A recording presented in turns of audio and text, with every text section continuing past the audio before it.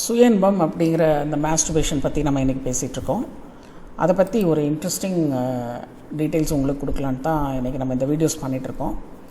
இங்கே உடல் பருமன், ஆண் ஹார்மோன், இதெல்லாம் உங்களை அந்த ஆண் ஹார்மோனையும் உங்கள் ஹெல்த்தி இவ்வளோ பாதிக்குமா, உடல் பருமன் மட்டும் அப்படிங்கிறது நம்ம ஒரு டாபிக் பின்னாடி பேசலாம்.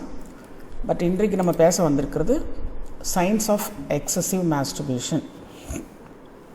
இந்த எக்ஸசிவ் மாஸ்டர்பேஷன் அப்படிங்கிற விஷயம் என்னன்னு கேட்டிங்கன்னா, உங்களோட இந்த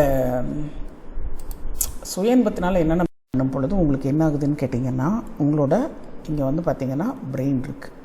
இந்த பிரெயின்லேருந்து ஹார்மோன் மண்டலம் வருது, நரம்பு மண்டலம் வருது.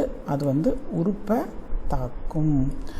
இந்த உறுப்பை தாக்கும் பொழுது, தாக்குன்னு சொல்கிறத விட உங்களுக்கு அந்த உணர்வு, ஆசை, காம உணர்வு, ஆனந்தம், இது எல்லாமே உறுப்பை தாக்குதா இல்லையா?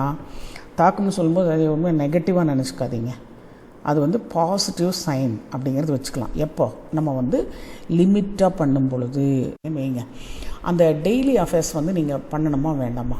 Daily are uncomfortable places because waiting is difficult, இதுவும் நம்மளுக்கு இப்போ வேண்டாம். இதெல்லாமே பெத்தலாஜிக்கல் அப்படின்னா ஒரு சைக்காட்ரி லெவலில் அவங்க போயிட்டுருக்காங்கன்னு அர்த்தம். ஒரு சைக்காட்ரி லெவலில் அவங்க போயிட்டுருக்காங்க. Engaging in masturbation even without feeling aroused sexual or horny, இது உங்களுக்கு நிறைய பேருக்கு இருக்கும்னு நினைக்கிறேன். இந்த அதிக சுயன்பம் பண்ணணும் அப்படின்னு நினைக்கிறவங்க நிறைய பேருக்கு இந்த விரைப்புத்தன்மை வராமையே அது ஒரு பொழுதுபாக்காவோ இல்லை ஸ்ட்ரெஸ்க்காகவோ கூட அவங்க மாஸ்டர்பேஷனில் ஈடுபட